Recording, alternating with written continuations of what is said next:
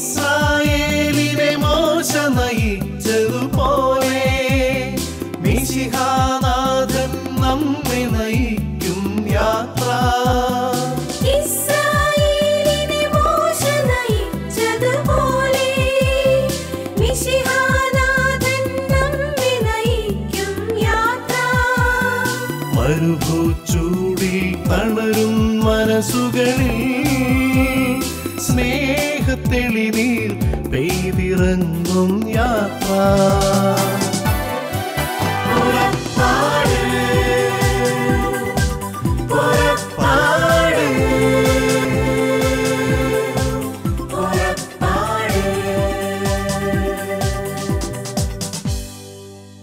ലോകം മുഴുവനുള്ള എല്ലാ പ്രേക്ഷകരെയും പുറപ്പാടിൻ്റെ ഒരു പുതിയ എപ്പിസോഡിലേക്ക് സ്നേഹത്തോടെ സ്വാഗതം ചെയ്തുകൊണ്ട് 2017 എന്ന് പറയുന്ന വർഷത്തിലേക്ക് നമ്മൾ കടന്നിരിക്കുകയാണ്.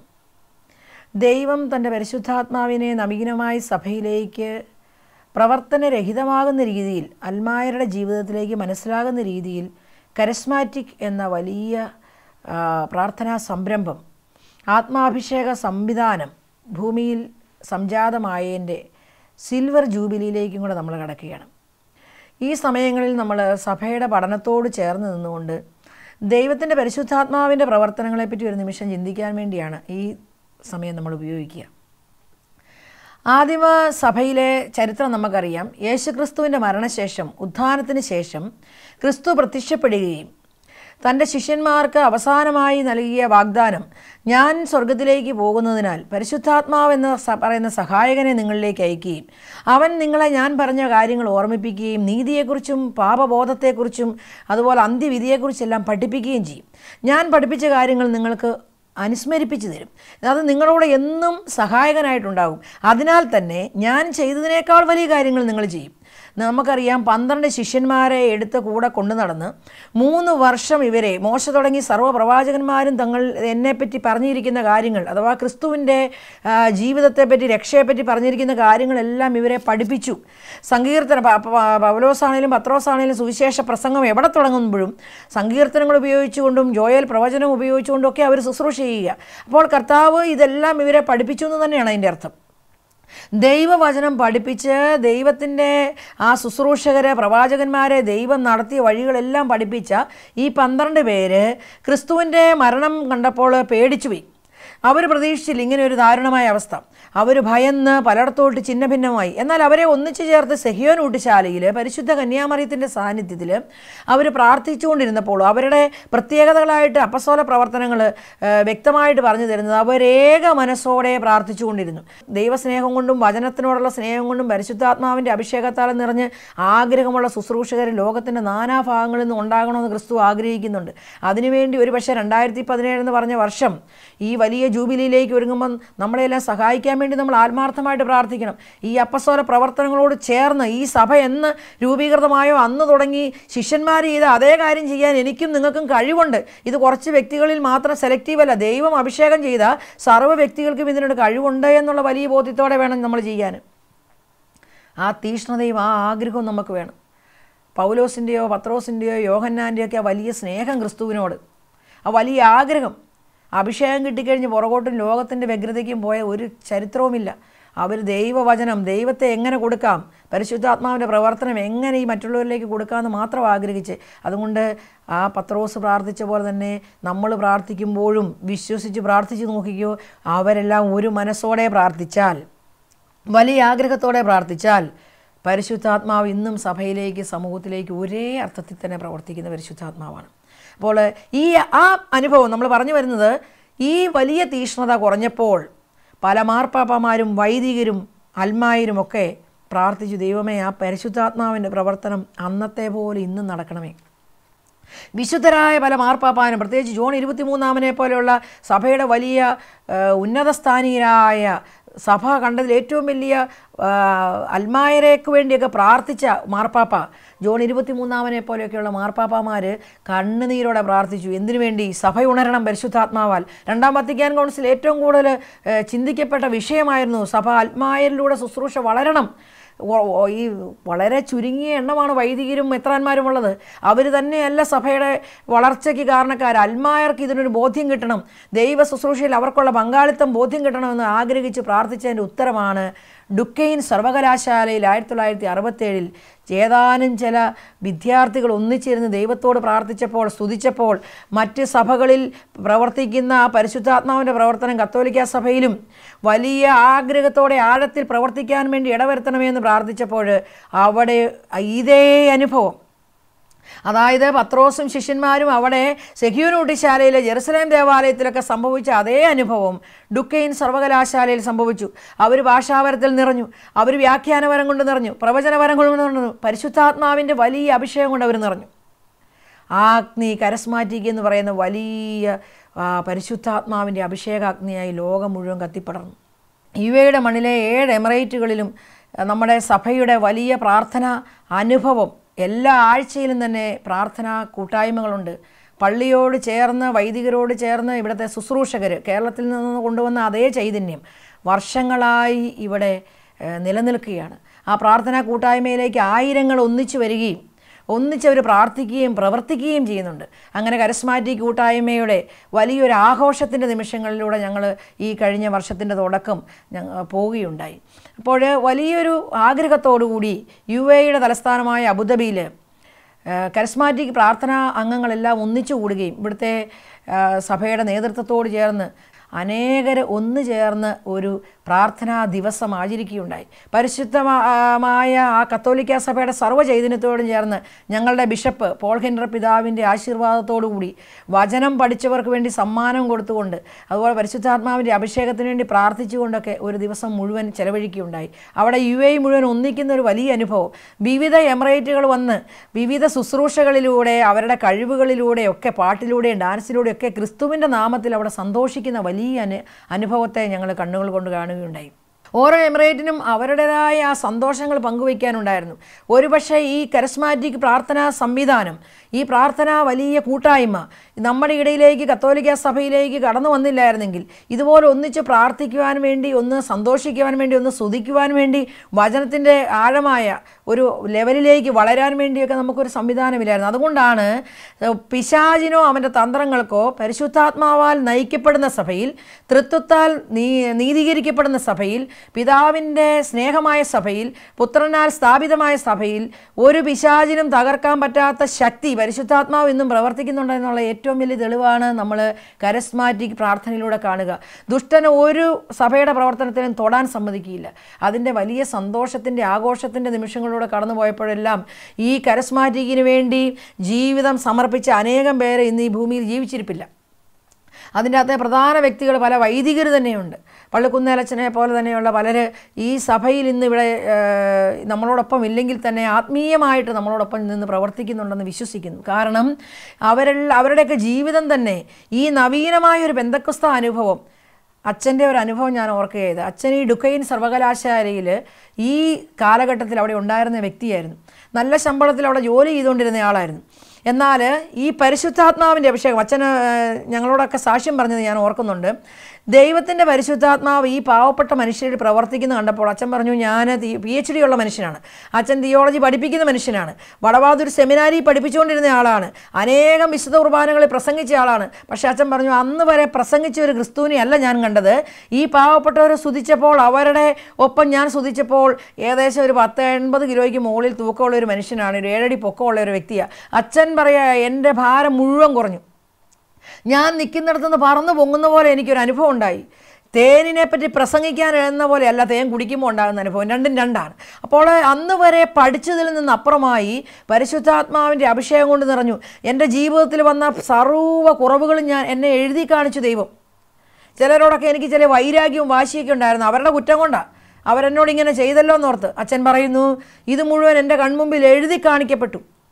അതാണ് ഒരു പരിശുദ്ധാത്മാവ് ഒരു മനുഷ്യന് വന്നു കഴിയുമ്പോൾ ഉണ്ടാകുന്ന അനുഭവം. അന്ന് വരെ നീതിമാനാണ് ഞാനെന്ന് ഓർക്കുന്നവന് പാപബോധം നൽകുന്നവനാണ് പരിശുദ്ധാത്മാവ്.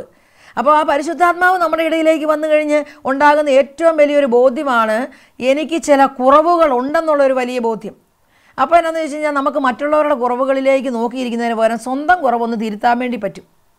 അതേ സമയത്ത് ഈ ചില അഭ്യാസങ്ങളൊക്കെ നമുക്ക് സ്വന്തം ബുദ്ധി കൊണ്ട് കാണിക്കാൻ പറ്റും. മനുഷ്യരെ കാണിക്കാൻ വേണ്ടി നമുക്ക് ഞാൻ എല്ലാ ആഴ്ചയിലും പ്രയറിന് പോകുന്നുണ്ടെന്ന് വേണേൽ കാണിക്കാം, എല്ലാ ദിവസവും കുർബാന മുടക്കുന്നില്ലെന്നൊക്കെ വേണം നമുക്ക് കാണിക്കാം. അത് മനുഷ്യനെ, എന്നാൽ കർത്താവ് പറയുകയാണ്, മനുഷ്യൻ നിങ്ങളുടെ മുഖം നോക്കുന്നു, നിൻ്റെ പ്രവൃത്തി നോക്കുന്നു, എന്നാൽ കർത്താവ് നോക്കുന്നത് നിൻ്റെ ഹൃദയമാണ്. എത്രയധികം തീഷ്ണതയോടുകൂടി ആഗ്രഹത്തോടുകൂടിയാണ് ആ പരിശുദ്ധാത്മാവിനെ ഞാൻ സ്വീകരിച്ചത്. ആ സ്വീകരിക്കുന്നതിൻ്റെ, അതായത് പരിശുദ്ധാത്മാവ് ലഭിക്കാത്ത വ്യക്തിയിൽ ക്ഷമയുണ്ടാകില്ല, സ്നേഹമുണ്ടാകില്ല. അതുപോലെ തന്നെ ആ വ്യക്തിയിലേക്ക് നീതിബോധം, ലോകത്തിൻ്റെ ഒരു നീതിബോധമുണ്ട്, അതിനൊക്കെ അപ്പുറത്താണ് ദൈവത്തിൻ്റെ നീതിബോധം. ദൈവം നൽകുന്ന നീതിബോധം എന്ന് പറഞ്ഞത് ഈ ലോകത്തിൻ്റെ നീതിയേ അല്ല. അത് ചിലപ്പോൾ നമുക്കത് നീതികേടായിട്ട് തോന്നാം, എന്താ ഇങ്ങനെ ചെയ്തതെന്ന് തോന്നാം. പക്ഷേ ദൈവം പറയുക, അതിനൊക്കെ അപ്പുറത്തൊരു നീതി വേണം നിങ്ങളുടെ മനസ്സിൽ. ക്രിസ്തുവിനോടുള്ള സ്നേഹത്തെ പ്രതി പരിശുദ്ധാത്മാവ് നിറയുന്ന ഒരു വ്യക്തിയിൽ നിന്ന് ലഭിക്കുന്ന നീതി അതിനൊക്കെ ഒത്തിരി അപ്പുറത്താണ്. ആ വ്യക്തിയിൽ നിന്ന് ലഭിക്കുന്ന ജ്ഞാനം, പരിശുദ്ധാത്മാവിൻ്റെ വലിയ ദാനമായ വരമായ ജ്ഞാനത്തിൻ്റെ ദാനം, അത് ലഭിച്ച വ്യക്തി എടുക്കുന്ന തീരുമാനങ്ങൾ പരിശുദ്ധാത്മാവോട് ചേർന്നായിരിക്കും. അപ്പോൾ അതിന് കിട്ടുന്ന ഒരു ഉത്തരം വേറെയാണ്. അതുപോലെ പ്രതിസന്ധികളിൽ തളരാതെ പിടിച്ചു നിർത്തുന്ന ആ വിശ്വസ്തത. 4 ആഴ്ച പോയി നേർച്ച നേർന്നു, ചിലരുടെയൊക്കെ വലിയ വിശ്വാസം നമ്മൾ ഒത്തിരി കണ്ടിട്ടുണ്ട്. 8 ആഴ്ച ഞാൻ അവിടെ പോയി നൊവേന കൂടിയേക്കാം. 8 ആഴ്ച കൊണ്ട് തീരുമാനം ഉണ്ടായാലും 9ാമത്തെ ആഴ്ച അടുത്ത സ്ഥലം തപ്പിപ്പോവും, വേണേൽ വേറെ വല്ലയിടത്തൂടെയും പോകും. ഇങ്ങനെ വ്യവസ്ഥിതി വെച്ച് സ്നേഹിക്കുന്നതും വ്യവസ്ഥിതി വെച്ച് തീരുമാനമെടുക്കുന്നതൊന്നുമല്ല ദൈവത്തോടുള്ള സ്നേഹം. അത് ജോബിനെ പോലെയാണ്. എന്തെല്ലാം വന്നാലും ദൈവമാണിതല്ല, നന്മകൾ ദൈവത്തിൽ നിന്ന് സ്വീകരിച്ച ഞാൻ ദൈവം തരുന്ന ബാക്കി കാര്യങ്ങളുടെ അനുസരിച്ചേ പറ്റൂ, അംഗീകരിച്ചേ പറ്റൂ, അതിനെ സ്വീകരിച്ചേ പറ്റൂ എന്നുള്ള വലിയ ബോധ്യം അത് പരിശുദ്ധാത്മാവ് തരുന്നതാണ്. പിന്നെ മറ്റുള്ളവനിൽ നന്മ കാണാനുള്ള കൃപ അത് പരിശുദ്ധാത്മാവ് തരുന്നതാണ്. ആരെയെങ്കിലുമൊക്കെ ഒന്ന് വളർത്തണമെന്നുള്ള കൃപ അത് പരിശുദ്ധാത്മാവ് തരുന്നതാണ്. തട്ടിക്കളയണമെന്നുള്ളത് അത് പിശാചിൻ്റെ പണിയാണ്. എവിടെ നിൽക്കുന്നവനെ തീർത്ത് കളയാൻ വേണ്ടിയുള്ള ബുദ്ധിയാണെങ്കിൽ അത് പിശാചിൻ്റെ പണിയാണ്. 100% മറ്റുള്ളവരെ വളർത്തുന്നവൻ, സ്നേഹിക്കുന്നവൻ, കരുതുന്നവനാണ് പരിശുദ്ധാത്മാവ്. കാരണം ഈ ലോകത്തിൽ പൂർണ്ണമായിട്ട് നീതിമാൻ എന്ന് പറയുന്ന ഒരാളുമില്ലെന്നാണ് വചനം പറയുക. എന്തെങ്കിലുമൊക്കെ ചെറിയ കുറവുകളും പോരായ്മകളും എല്ലാ മനുഷ്യരിലും ഉണ്ട്. എന്നാൽ ആ പാപബോധം നൽകി, ആ പാപബോധത്തിൽ നമ്മളെ പാപബോധത്തെപ്പറ്റി ഒരു ബോധ്യം നൽകി അവിടുന്ന് പുറകോട്ട് മാറ്റാൻ വേണ്ടി, ആ നന്മയിലേക്ക് വരുത്താൻ വേണ്ടി ശ്രമിക്കുന്നതാണ് പരിശുദ്ധാത്മാവ്. അപ്പോൾ അനുദിനം നമ്മുടെ ജീവിതത്തിൽ, അതുകൊണ്ടാണ് യോഹന്നാൻ്റെ സുവിശേഷം 14 വ്യക്തമായിട്ട് പറയുന്നത്, ഞാൻ നിങ്ങളെ അനാഥരായി വിടുകയില്ല. എൻ്റെ സഹായകൻ വന്നു കഴിയുമ്പോൾ നിങ്ങൾ, ആ സത്യാത്മാവ് വന്നു കഴിയുമ്പോൾ നിങ്ങളെ എല്ലാ കാര്യങ്ങളും പഠിപ്പിക്കും. അതുകൊണ്ട് ഇപ്പോൾ എന്നെ ശ്രമിക്കുന്ന ലക്ഷക്കണക്കിന് ജനങ്ങളിലെ സുവിശേഷ പ്രഘോഷകരുണ്ട്, അനേകരുണ്ട്. നിങ്ങൾ ചിന്തിക്കുക, പരിശുദ്ധാത്മാവിൻ്റെ പ്രവർത്തനം എന്നിൽ എത്രമാത്രമുണ്ട്. ഞാൻ ശുശ്രൂഷ ചെയ്യുമ്പോഴും എൻ്റെ ജീവിതത്തിലും ഞാൻ ഒരു തീരുമാനം എടുക്കുമ്പോൾ പരിശുദ്ധാത്മാവിനോടുകൂടെ ചേർന്നാണ് ഒരു തീരുമാനം എടുക്കുക. ഞാൻ ഒരു കാര്യങ്ങൾ ആലോചിക്കുമ്പോൾ അതിൻ്റെ അകത്ത് പരിശുദ്ധാത്മാവിന് എന്തെങ്കിലും വിലയുണ്ടോ? ഒരു ശുശ്രൂഷയിലേക്ക് കയറുമ്പോൾ എൻ്റെ കഴിവ് മാത്രമാണോ അവിടെ പ്രഘോഷിക്കപ്പെടുന്നത്? എന്നാൽ പരിശുദ്ധാത്മാവാൽ നിറഞ്ഞ ഇവരിലേക്ക്, നമ്മുടെ മുന്നിലിരിക്കുന്ന ജനങ്ങളിലേക്ക് പരിശുദ്ധാത്മാവിൻ്റെ അഭിഷേകം ലഭിക്കണമെന്ന് ആഗ്രഹിച്ചാണോ ഞാൻ ശുശ്രൂഷ ചെയ്യുക? അവിടെ അങ്ങനെ ആഗ്രഹിച്ചാൽ ഞാൻ ഉറപ്പായിട്ട് പറയുന്നു, അന്ന് ശിഷ്യന്മാർക്ക് കൊടുത്ത അതേ അധികാരം നമ്മുടെയിലും ദൈവം തന്നിരിക്കുന്നത് കൊണ്ടും അതേ പരിശുദ്ധാത്മാവ് തന്നെയാണ് ഇന്നും സഭയിൽ പ്രവർത്തിക്കുന്നതെന്ന് ഉറപ്പുള്ളത് കൊണ്ടും നമ്മൾ പ്രസംഗിക്കുന്നിടത്തും ഏത് പാവപ്പെട്ട മനുഷ്യൻ നിന്ന് സുവിശേഷം പ്രഘോഷിച്ചാലും, അതായത് വ്യക്തമായിട്ട് അപ്പസ്തല പ്രവർത്തനങ്ങളിൽ പറയുന്നുണ്ട്, അവർ വചനം കേട്ടുകൊണ്ടിരുന്നപ്പോൾ സൗഖ്യം പ്രാപിച്ചു, അവർ വചനം കേട്ടുകൊണ്ടിരുന്നപ്പോൾ പിശാചിൽ നിന്ന് അവരിൽ നിന്ന് ഒഴിയവായിപ്പോയി. വചനം ശ്രവിച്ചുകൊണ്ടിരിക്കുന്ന സമയത്ത് തന്നെ വിവിധ തരത്തിലുള്ള അത്ഭുതങ്ങളിലൂടെ, അടയാളങ്ങളിലൂടെ ക്രിസ്തു വചനത്തെ സ്ഥിരീകരിക്കും. അത് നമ്മുടെ മിടുക്കിന് വേണ്ടിയല്ല, ക്രിസ്തുവിൻ്റെ വചനത്തിൻ്റെ ശക്തിയാണത്. ഞാൻ പ്രസംഗിക്കുന്ന ഏതെങ്കിലും വ്യക്തിയുടെ ഒരു മിടുക്കോ കഴിവോ ഒന്നും അല്ല അവിടെ പ്രകടമാകുന്നത്.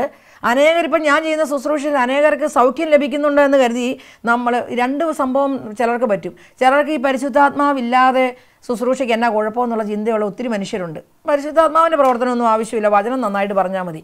ചിലർ പരിശുദ്ധാത്മാവ് എന്നിലൂടെ പ്രവർത്തിക്കുന്നുണ്ടെന്നൊരു ബോധ്യം കിട്ടിക്കഴിയുമ്പം, എൻ്റെ പൊന്നു സഹോദര സഹോദരി, ദൈവത്തിൻ്റെ ആത്മാവ് എന്നിലൂടെ പ്രവർത്തിക്കുന്നു, ഞാൻ ചെയ്ത ശുശ്രൂഷയിൽ 2 അത്ഭുതം നടന്നു, അല്ലെ ഞാൻ പാടിയ പാട്ടിലൂടെ 2 മാനസാന്തരം നടന്നു, ഒരു 10 പേര് ഇത് നല്ലതാണെന്ന് പറഞ്ഞു, അതോടുകൂടി എന്നിലൊരു അഹങ്കാരം ഇങ്ങനെ വന്നു കഴിഞ്ഞാൽ, ഇത് എൻ്റെ കണ്ടോ, ഞാൻ ചെയ്യുന്നിടത്ത് ഭാഷാവരം കിട്ടി എല്ലാവർക്കും, അല്ല ഞാൻ പ്രവർത്തിച്ചിടത്തെല്ലാം ദർശനവരം കിട്ടി, അവിടെ വലിയ രോഗശാന്തി നടന്നു എന്ന് പറഞ്ഞ് ഞാൻ ഈ എൻ്റെ ശുശ്രൂഷയിൽ എന്തെങ്കിലും സംഭവിച്ചു എന്നൊരു വ്യക്തി പറഞ്ഞാൽ തന്നെ, അതിനാൽ തന്നെ ആ വ്യക്തിയിലെ കൃപ കുറയാൻ തുടങ്ങും. ദൈവത്തിൻ്റെ പരിശുദ്ധാത്മാവാണ് അവിടെ പ്രവർത്തിക്കുന്നത്. ഒരു മനുഷ്യനെ കൊണ്ടും. അതുകൊണ്ടാണല്ലോ ഈ അപ്പസ്തല പ്രവർത്തനങ്ങളിലേക്ക് കടന്ന് ചെന്നേ കുറേ ഒരു പാർട്ടി പത്രോസിനോട് ചോദിക്കുന്നുണ്ട്, നിങ്ങൾ ഈ കാണിക്കുന്ന പണിയൊക്കെ കാണിക്കാൻ ഞാൻ കുറച്ച് കാശ് തരട്ടെ, എനിക്കും ഈ ആത്മാവിനെ ഒന്ന് കിട്ടിയാൽ നല്ലതാ. ഞാൻ പ്രാർത്ഥിച്ചാലും രോഗസൗഖ്യം ഉണ്ടാകണം, ഞാൻ പ്രാർത്ഥിക്കുമ്പോഴും അവിടെ പിശാച് ഒഴിവായി പോകണം. പത്രോസ് പറഞ്ഞു, നീയും നിൻ്റെ നാണയവും അതിനാൽ തന്നെ നശിക്കപ്പെടട്ടെ. നീ ദൈവത്തിൻ്റെയും ദൈവത്തിൻ്റെ കൃപയെയും വില കൊടുത്ത് വാങ്ങാമെന്ന് ഉദ്ദേശിച്ചോ? നിൻ്റെ കഴിവ് കൊണ്ടും അല്ലെങ്കിൽ നീ ആരോടെങ്കിലും സമ്പത്ത് മേടിച്ചിട്ടൊക്കെ അഭിഷേകം കൊടുക്കാമെന്നും പറഞ്ഞോ, അല്ലെങ്കിൽ പ്രാർത്ഥിക്കാമെന്നും പറഞ്ഞുകൊണ്ടിട്ടോ ഒക്കെ പണത്തിൻ്റെ ഇടപാടുകളിലൊക്കെ പോകുമ്പോൾ അക്ഷരാർത്ഥത്തിൽ ദൈവം ഉദ്ദേശിച്ച കൃപ അവിടുന്ന് നഷ്ടമാകും. നീ അറിഞ്ഞാലും അറിഞ്ഞില്ലേലും ഒരു സംശയവും വേണ്ട. ഇത് പണം കൊണ്ട് കിട്ടുന്ന കാര്യമല്ല, നമ്മുടെ ബുദ്ധി കൊണ്ട് കിട്ടുന്ന കാര്യമല്ല, നമ്മുടെ ജ്ഞാനം കൊണ്ടും കിട്ടുന്ന കാര്യമല്ല. ഇത് ദൈവം സൗജന്യമായി നൽകിയതാണ്. ദൈവം എന്നിലേക്കും നിങ്ങളിലേക്കും ഈ കാലഘട്ടത്തിലെ അപ്പസ്തോലന്മാരെ പോലെ അയച്ചിരിക്കുന്ന നമ്മളിലേക്ക് അത് സഭയോട് ചേർന്ന്, സഭയുടെ പഠനങ്ങളോട് ചേർന്ന്, സഭ പറയുന്ന കാര്യങ്ങളോട് ചേർന്ന് ചെയ്യുമ്പോൾ ഉണ്ടാകുന്ന ഒരു കൃപ എൻ്റെ കഴിവുകൊണ്ടല്ല, പ്രത്യുത ദൈവത്തിൻ്റെ വചനം അവിടെ സ്ഥിരീകരിക്കാൻ വേണ്ടി ദൈവം ചെയ്യുന്ന കാര്യങ്ങളാണെന്ന് ഓർത്തിട്ട് ഞാൻ അതിനൊരു ഉപകരണം മാത്രമാണ് എന്ന് മനസ്സിലാക്കി എളിമയോടുകൂടി ശുശ്രൂഷ ചെയ്താൽ ഞാനും നിങ്ങളും ചെയ്യുന്ന ശുശ്രൂഷകളിലെല്ലാം അന്ന് പത്രോസും പൗലോസും ചെയ്തതുപോലെ തന്നെ, അവരുടെ നിഴൽ വീണടുത്ത് സൗഖ്യമുണ്ടായ പോലെ തന്നെ ഇന്നൊരു ശുശ്രൂഷ ചെയ്യുന്ന സമയത്ത് അത്ഭുതങ്ങൾ സംഭവിക്കും. അത് നമുക്ക് ഉറപ്പാണല്ലോ. ഈ ധ്യാന കേന്ദ്രങ്ങളൊക്കെ എന്തുമാത്രം അത്ഭുതങ്ങൾ നമ്മൾ കണ്ണുകൊണ്ട് കണ്ടിട്ടുണ്ട്. എന്നാൽ വർഷങ്ങൾക്ക് ശേഷം അതേ തീഷ്ണതയിലും ആഗ്രഹത്തിലും അതേ ഉറപ്പിലും ശുശ്രൂഷ ചെയ്യാൻ വേണ്ടി എത്ര ശുശ്രൂഷകർ വളർന്നു വന്നു. അനേകം ശുശ്രൂഷകരെ ആവശ്യമുണ്ട്. 730 കോടിക്ക് മുകളിലാണ് ഈ ലോകത്തിലെ ജനം. 7 ഭൂഖണ്ഡങ്ങളിലായിട്ട് താമസിക്കുന്ന 730 കോടിക്ക് മുകളിലാണ്. 400 കോടി കഷ്ടി ദൈവത്തിൽ കേട്ടിട്ടേ ഉള്ളൂ, 300 കോടി കേട്ടിട്ടേ ഇല്ല. ഇവിടെയെല്ലാം സുവിശേഷം എത്താൻ വേണ്ടി ശുശ്രൂഷകരെ ആവശ്യമുണ്ട്. ഈ 2017 നമുക്ക് തീഷ്ണതയോടെ ആഗ്രഹിക്കണം. അനേകം അഭിഷിക്തരെ, അഭിഷേകം ചെയ്ത വൈദിക ഗണത്തെ, അഭിഷേകം ചെയ്ത ആത്മായ ഗണത്തെ, അഭിഷേകം ചെയ്ത കന്യാസ്ത്രീകളെ, അഭിഷേകം ചെയ്ത മെത്രാന്മാരെ എല്ലാം സഭയിലെ വലിയ തീഷ്ണതയ്ക്ക് വേണ്ടി പ്രാവർത്തികമാകാൻ വേണ്ടി ആ പരിശുദ്ധാത്മാവിൻ്റെ പ്രവർത്തനം ഈ പേപ്പറിലിരിക്കാതെ, ബൈബിളിലിരിക്കാതെ അത് ഓരോ സമൂഹത്തിലും പ്രാവർത്തികമാകാൻ വേണ്ടി കർത്താവെ അയക്കണമേ. അങ്ങ് അനേകരെ അഭിഷേകം അയക്കണമേ. അതിൻ്റെ അകത്ത് ഞാനെന്ന ഭാവമോ അഹങ്കാരമോ ഒന്നുമില്ലാതെ ദൈവത്തിൻ്റെ പരിശുദ്ധ നമ്മൾക്ക് കാണാം. ശിഷ്യന്മാരോട് ചോദിക്കുന്നുണ്ട്, ദേവന്മാരാണെന്ന് ഓർത്ത് പലയിടത്തും ചെന്നപ്പോൾ, മാട്ടായിലൊക്കെ ചെന്ന് കഴിഞ്ഞപ്പോൾ പൗലോസിനോട് പറഞ്ഞു, ഇത് ദേവനാണ്. ഇപ്പം തന്നെ വേണേൽ അവർ അന്നേരം വേണേൽ ഒരു പൂജ ഇത് കൂട്ടും കൂടെ ഉണ്ടാക്കും, ഒരമ്പലവും വെക്കും വേണം പൗലോസിൻ്റെ പേരിൽ. പൗലോസ് പറഞ്ഞു, ഞാൻ ദേവനല്ല, എനിക്കൊരു പ്രത്യേകതയുമില്ല, ഞാൻ ഒരു സാധാരണ മനുഷ്യനാണ്. പൗലോസ് നട്ടാലും അപ്പോളോസ് നനച്ചാലും ക്രിസ്തു വളർത്താതെ ഒന്നും വളരില്ല. അപ്പോൾ ചിലയിടത്ത് ചെന്ന് ശുശ്രൂഷയൊക്കെ കഴിയുമ്പോൾ നമ്മളെ വളരെ ഒത്തിരി പേര് ഒരു അതിമാനുഷിക ശക്തിയിലൊക്കെ കണ്ടു കഴിഞ്ഞാൽ അന്നേരം ജീവനും കൊണ്ട് അവിടെ നിന്ന് പറഞ്ഞോണം, എൻ്റെ കഴിവല്ലേ എന്ന് പറയണം. അവിടെ നമ്മൾ ഒരു ഞാനെന്ന ഭാവവും ഭാവിക്കേണ്ട കാര്യമില്ല. കാരണം പൗലോസ് പറഞ്ഞ അതേ വാക്ക് പറയണം, ഞാൻ നിൽക്കുന്നെങ്കിൽ അത് ക്രിസ്തുവിനാൽ നിൽക്കുന്നു, ക്രിസ്തു എന്നെ നിർത്തിയതുകൊണ്ട് നിൽക്കുന്നു. അതിനാൽ പരിശുദ്ധാത്മാവ് ചെയ്യുന്ന പ്രവർത്തനം നമ്മളൊരു ഉപകരണമാണെന്നും നമ്മളിൽ എല്ലാ കൃപയുണ്ടെന്നും ഈ 2017 കരസ്മാറ്റിക്കിൻ്റെ ജൂബിലി ആഘോഷിക്കുമ്പോൾ ലോകം മുഴുവനും കരസ്മാറ്റിക്കിനെ അതിനുവേണ്ടി പ്രവർത്തിക്കുകയും പ്രാർത്ഥിക്കുകയും ചെയ്ത എല്ലാവരെയും സ്മരിച്ചുകൊണ്ട് 2017 മാർപ്പാപ്പായുടെ അടുത്തേക്ക് ഒരു ഗായിങ്ങായിട്ട് എല്ലാവരും കൂടെ ചെന്ന് ചേരുമ്പോൾ ആ പരിശുദ്ധ പത്രോസ്ലീഹായുടെ അടുത്ത് ചേർന്ന് നിന്നതുപോലെ തന്നെ ഒരു വലിയ അനുഭവം, ഒരു വലിയ പെന്തക്കോസ്താനുഭവം ഉണ്ടാകുന്നതിന് വേണ്ടി നമ്മൾ പ്രാർത്ഥിക്കുന്നു. അനേകം അഭിഷേകമുള്ള ശുശ്രൂഷകരെ സഭയ്ക്ക് തരണമെന്ന് നമുക്ക് പ്രാർത്ഥിക്കണം. ആ ശുശ്രൂഷകരിൽ അഭിഷേകമുള്ളവർ പണത്തിൻ്റെയോ പ്രശസ്തിയുടെയോ ഏതെങ്കിലും തരത്തിലുള്ള സ്വന്തം താല്പര്യത്തിൻ്റെയോ പുറകെ പോയി അഭിഷേകം കളയാതിരിക്കുന്നതിനും, ദൈവം തന്ന അഭിഷേകം നമുക്ക് കൊണ്ടുപോകാൻ അത് മാത്രമേ മിച്ചമുള്ളെന്നും നമ്മൾ നേടിയ ആത്മാക്കളുടെ വില അല്ല ഈ പണമൊന്നും, അല്ല ഈ സ്ഥാനങ്ങളൊന്നും അതിന് തുല്യമല്ലെന്നും, ഓരോ നിമിഷവും ഓരോ ആത്മാക്കളെ നേടാൻ വേണ്ടി ദൈവം എന്നെ ഉപകരിക്കുന്നു എന്നുള്ള വലിയ എളിമയോടെ നിന്നുകൊണ്ട്, വലിയ സ്നേഹത്തോടെ നിന്നുകൊണ്ട് ആ അപ്പസ്തോല പ്രവർത്തനം 28 അധ്യായത്തിൽ നിറഞ്ഞു നിൽക്കുന്ന ആ സ്ത്രീഹന്മാരുടെ പ്രവർത്തനം എല്ലാവരും ഒരിക്കൽ കൂടി റിപ്പീറ്റ് ചെയ്ത് പറയുകയാണ്. പറ്റുമെങ്കിൽ 2 അധ്യായം വെച്ച് വായിക്കാമെങ്കിൽ 14 ദിവസം കൊണ്ട് തീരും. ഒരു മാസത്തിൽ 2 പ്രാവശ്യം വായിക്കാം. ഒരു 3 തവണയെങ്കിലും അപ്പസ്തോല പ്രവർത്തനങ്ങളിലെ ഓരോ അധ്യായവും നിങ്ങളൊന്ന് വായിച്ചാൽ ദൈവത്തിൻ്റെ ഇടപെടൽ നിങ്ങൾക്ക് വ്യക്തമാവും. ശാന്തമായ സമാധാനമായിട്ടിരുന്നൊന്ന് വായിച്ചു നോക്കിയോ. ഓരോ പ്രവർത്തനങ്ങളും, അതായത് നമ്മൾ അപ്പസ്തോല പ്രവർത്തനങ്ങൾ എടുക്കുമ്പോൾ 28 അധ്യായത്തിലും നമ്മൾ നിറഞ്ഞു നിൽക്കുന്ന ആദ്യത്തെ ഹെഡിങ് തന്നെ പരിശുദ്ധാത്മാവിൻ്റെ വാഗ്ദാനം എന്നാണ്. ഒന്നാമത്തെ അധ്യായം പരിശുദ്ധാത്മാവിൻ്റെ വാഗ്ദാനമാണ്. എവിടെ പറഞ്ഞതാണ്? ലൂക്കാ സുവിശേഷത്തിൽ യേശു പറഞ്ഞതാണ്, ഞാൻ നിങ്ങളേക്ക് സഹായകനെ അയക്കും, നിങ്ങൾ ജെറുസലേം വിട്ട് പോകരുത്. ആ വാഗ്ദാനത്തെ ഉദ്ധരിച്ചുകൊണ്ടാണ് ഒന്നാം അധ്യായം. രണ്ടാം അധ്യായത്തിലേക്ക് കടന്നു വരുമ്പോൾ പരിശുദ്ധാത്മാവിൻ്റെ ആഗമനമായി. പത്രോസ് അവരുടെ മേൽ കൈകൾ വെക്കുകയും അവർ പരിശുദ്ധാത്മാവിനാൽ അഭിഷേകം ചെയ്യപ്പെടുകയും അവർ വിവിധ ഭാഷകളിൽ ദൂരെ പല ഭാഷകളിൽ നിന്ന് വന്നവരല്ല ഒരു ഭാഷയിൽ ആ പ്രാർത്ഥന കേൾക്കുകയും അവർ ഒരു ഹൃദയത്തോടെ പ്രാർത്ഥിക്കുകയും 3000 പേര് മാനസാന്തരപ്പെടുകയും ചെയ്തു. അപ്പോൾ അന്ന് ആ പരിശുദ്ധാത്മാവിൻ്റെ പ്രവർത്തനം എത്ര ശക്തമായി എന്ന് രണ്ടാമത്തെ അധ്യായത്തിൽ വ്യക്തമാക്കി നമ്മളോട് പറയുന്നു. അത് പത്രോസിൻ്റെ പ്രസംഗമാണ് പിന്നെ ഏറ്റവും മെയിൻ ഹെഡിങ്. 3000 പേർക്ക് മാനസാന്തരം നൽകിയ ഒറ്റ പ്രസംഗം. മൂന്നാമത്തെ, അത് കഴിഞ്ഞ് ആദിമ ക്രൈസ്തവ സമൂഹം രൂപീകൃതമാകുകയാണ്.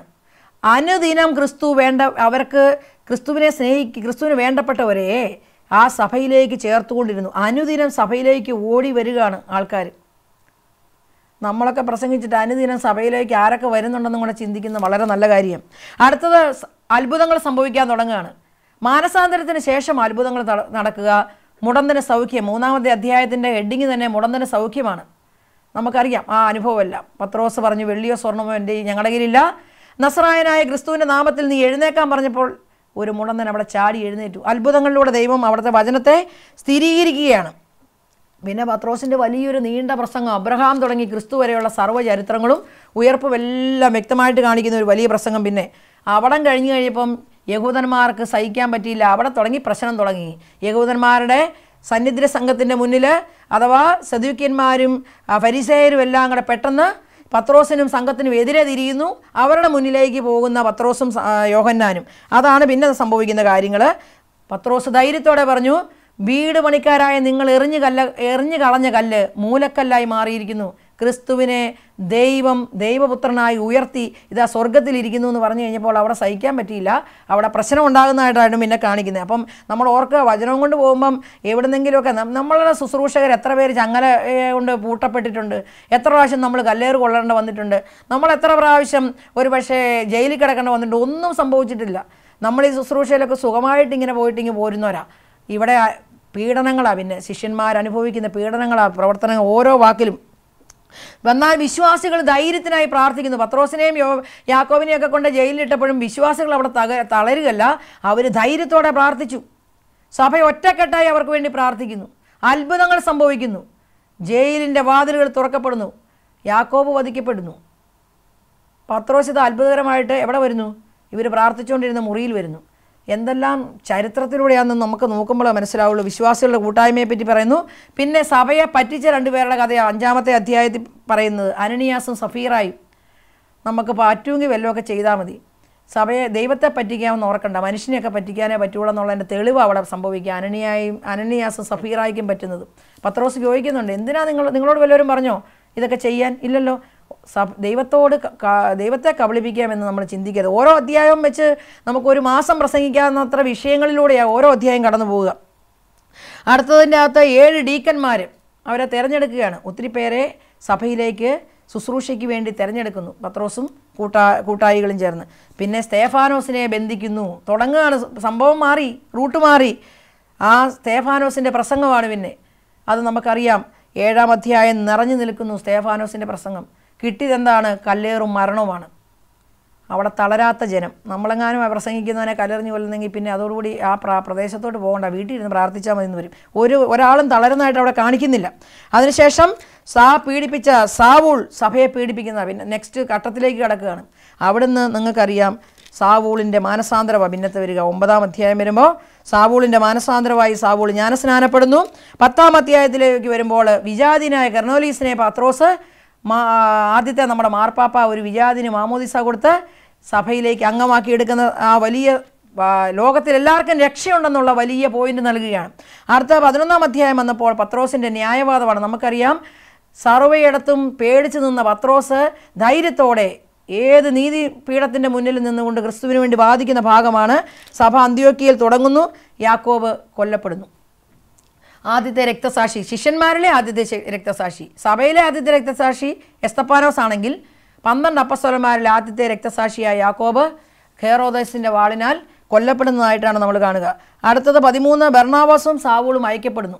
തുടങ്ങുകയാണ് സഭ പ്രവർത്തനം തുടങ്ങി. അവിടെ ഒന്നും സഭ തളരുന്നില്ല. നിങ്ങളൊരു കാര്യം ശ്രദ്ധിച്ചോ, ഓരോരുത്തർക്കും പീഡനം വരുന്നു, കല്ലേറ് വരുന്നു, അപമാനം വരുന്നു, വധിക്കപ്പെടുന്നു.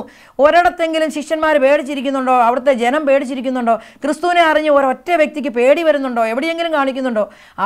ആ ചെതറിക്കപ്പെടുന്നിടത്ത് നിന്നങ്ങ് സുവിശേഷം പറയുക, അടിച്ചോടിക്കുക ഇവിടുന്ന്. ഇപ്പോൾ ഇവിടുന്ന് അടിച്ചോടിച്ചിട്ട് അടുത്ത പ്രദേശത്തോട് ഓടുക പേടിച്ച്. മീൻസ് ജീവനം കൊണ്ട് ഓടുന്നതേ ഉള്ളൂ, ഭയപ്പെട്ടിട്ടൊന്നുമല്ല. അടിച്ച് ജനങ്ങളെ ഓടിക്കുക ഓരോ പ്രദേശത്തും ചെല്ലുമ്പോൾ.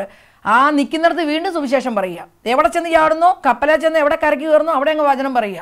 അല്ലെങ്കിൽ അടുത്ത സ്ഥലം എവിടെയാണ് 10 പേരെ ഒന്നിച്ച് കൂടുന്നത് അവിടെ നിന്നങ്ങ് വചനം പറയുക. നിങ്ങൾ ക്രൂശിച്ച ക്രിസ്തുവിനെ പറ്റിയാണ് ഞങ്ങൾ പ്രസംഗിക്കുന്നത്. പരിശുദ്ധാത്മാവാൽ നിറഞ്ഞു കഴിയുമ്പോൾ ഉണ്ടാകുന്ന ഒരു അനുഭവം ഇതാണ്. അവിടെ ഒരു പേടിയില്ല, മരിക്കാൻ ഒരു ഭയവും ഇല്ല. അത് നമുക്ക് അറിയാമല്ലോ പൗലോസൊക്കെ പോകുന്ന ഭാഗത്ത്. പിന്നെ പൗലോസിനെ പറ്റിയാണ് പിന്നെ 13-ാം അധ്യായം കഴിഞ്ഞ് കഴിഞ്ഞാൽ പൗലോസ് ഓരോ സഭയിൽ പൗലോസ് കൊണ്ട് നിറഞ്ഞു. അപ്പസ്തോല പ്രവർത്തനം 13 വരെ എല്ലാ അപ്പസ്തോലന്മാരെ പറ്റിയാണെങ്കിൽ 14 തുടങ്ങി പൗലോസായി. പിന്നെ നമുക്കറിയാം ക്രിസ്തു ഡയറക്റ്റ് തിരഞ്ഞെടുത്ത വ്യക്തിത്വമാണ്. സഭയുടെ ഒരു ഏറ്റവും വലിയൊരു ആണിക്കല്ലാണ്. സഭയുടെ പറഞ്ഞറിയിക്കാൻ പറ്റാത്ത ദൈവത്തിൻ്റെ. അതുകൊണ്ടാണ് അനനിയാസിനോട് ക്രിസ്തു പറഞ്ഞത്, വിജാതിയരുടെ ഇടയിൽ സുവിശേഷം എത്തിക്കാൻ വേണ്ടി ഞാൻ ഇവനെ തിരഞ്ഞെടുത്തിരിക്കുന്നു. എനിക്ക് വേണ്ടി ഇവൻ എത്രയധികം സഹിക്കേണ്ടി വരുമെന്ന് ഞാൻ നിന്നെ കാണിച്ചു തരാം. ഇതുപോലെ സഹിച്ച ഒരു വ്യക്തിത്വമില്ലെന്ന് നമുക്കറിയാം. പൗലോസ് പോകുന്ന വഴികളാണ്. പിന്നെ ജെറുസലേം സൂനകദോസ്, അത് നമുക്കറിയാമല്ലോ. പരിച്ഛേദനത്തെ പറ്റിയുള്ള വലിയ തർക്കങ്ങൾ വന്നപ്പോഴുണ്ടായ സൂനകദോസാണ്. അതിൻ്റെ ഉത്തരവൊക്കെയാണ് പിന്നെ സംഭവിക്കുക. പിന്നെ ഓരോ തിമോത്തിയോസ്, പിന്നെ അതുപോലെ തന്നെ ഓരോ പ്രദേശങ്ങളിലേക്ക് പൗലോസ് പോകുന്ന യാത്രയാണ്. തെസ്സലോനിക്കായി പോകുന്നു, കൊറിന്തിയോസിൽ പോകുന്നു, അതുപോലെ തന്നെ പലയിടത്തും ന്യായാസനത്തിൻ്റെ മുന്നിൽ നിൽക്കുന്നു, ചമ്മട്ടിയടിയേക്കുന്നു, അതുപോലെ തന്നെ ചങ്ങലകളാൽ ബന്ധിക്കപ്പെടുന്നു, ജയിലിൽ കിടക്കുന്നു. അതാണ് പൗലോസിൻ്റെ യാത്ര. എഫേസൂസിലേക്ക് പോകുന്നു. അവിടെ വെള്ളിപ്പണിക്കാരുടെ ലഹളയൊക്കെ നിങ്ങൾക്കറിയാം. ആദായമാർഗം നിന്ന് കഴിയുമ്പം ചിലർ പ്രശ്നം ഉണ്ടാക്കും. സുവിശേഷമോ അല്ലെങ്കിൽ മന്ത്രവാദമോ എവിടെയെങ്കിലുമൊക്കെ ആയിട്ട് ആദായമാർഗം ചിലർക്കുണ്ട്. അവർക്കെതിരെ ദൈവാത്മാവിൻ്റെ പ്രവർത്തനത്താൽ ഒരാൾ ശുശ്രൂഷ ചെയ്താൽ അത് പലർക്കും പ്രശ്നമുണ്ടാകും. അപ്പോൾ ആദായമാർഗം നിൽക്കുന്നവർ നമുക്കെതിരാകും. അപ്പോൾ അത് അവിടെ എല്ലാം വ്യക്തമായിട്ട് പറയുന്നു. പിന്നെ ഗ്രീസിലേക്കും അതുപോലെ തന്നെ ഓരോ 28 മാനസാന്തരത്തിൻ്റെ കഥകളാണ്. പിന്നെ യഹൂദരുടെ ഇടയ്ക്ക് പൗലോസ് പ്രസംഗിക്കുന്നു. പലരും മാനസാന്തരപ്പെടുന്നുണ്ട്, എന്നാൽ ഒരു പറ്റം എതിരാകുന്നുണ്ട്. അങ്ങനെ 28 അധ്യായത്തിൽ അവസാനം മാൾട്ടയിൽ ചെന്ന് പൗലോസ്ലീഹ നിൽക്കുന്നതും സുവിശേഷം അറിയിച്ചു എന്നും പറഞ്ഞാണ് അപ്പസ്തോല പ്രവർത്തനം നിൽക്കുക. ബാക്കി നമുക്കറിയാം റോമിലാണ് അദ്ദേഹം വധിക്കപ്പെടുന്നത്. സഭയിൽ ഇന്നും ആ പരിശുദ്ധാത്മാവ് പ്രവർത്തിക്കുന്നുവെന്നും ആ പരിശുദ്ധാത്മാവിൻ്റെ സ്നേഹത്താൽ നിറഞ്ഞുകൊണ്ട് നമ്മൾ അന്ന് അവർ ചെയ്ത കാര്യം നമ്മൾ ഇന്ന് ചെയ്യണമെന്നും ധൈര്യത്തോടെ സുവിശേഷം പ്രസംഗിക്കണമെന്നും അപ്പോൾ പരിശുദ്ധാത്മാവാൽ നിറഞ്ഞ ശുശ്രൂഷ ചെയ്യണമെന്നും ദൈവം ആഗ്രഹിക്കുന്നുണ്ട്. അതിനനേകരെ ദൈവം ഉയർത്തട്ടെ. 2017 കരസ്മാറ്റിക്കിനോടിൻ്റെ ആ വലിയ സംരംഭത്തോട് ചേർന്ന് നിന്നുകൊണ്ട് ദൈവം നൽകിയ പരിശുദ്ധാത്മാവിനെ ജീവിതത്തിൽ പകർത്തുവാൻ, അനേകർക്ക് പകർന്നു കൊടുക്കുവാൻ നമുക്കിടയാകട്ടെ എന്ന് പ്രാർത്ഥിക്കുന്നു. പരിശുദ്ധ അമ്മയോട് ചേർന്ന് നമുക്ക് പ്രാർത്ഥിക്കാം. ആമേൻ.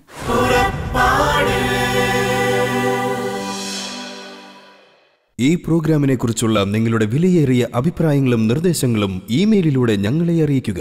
purappadu.uae@gmail.com. പരിശുദ്ധാത്മവരങ്ങളാലെന്നും ഹൃദയത്തിനകതാരു നിറയ്ക്കും യാത്ര.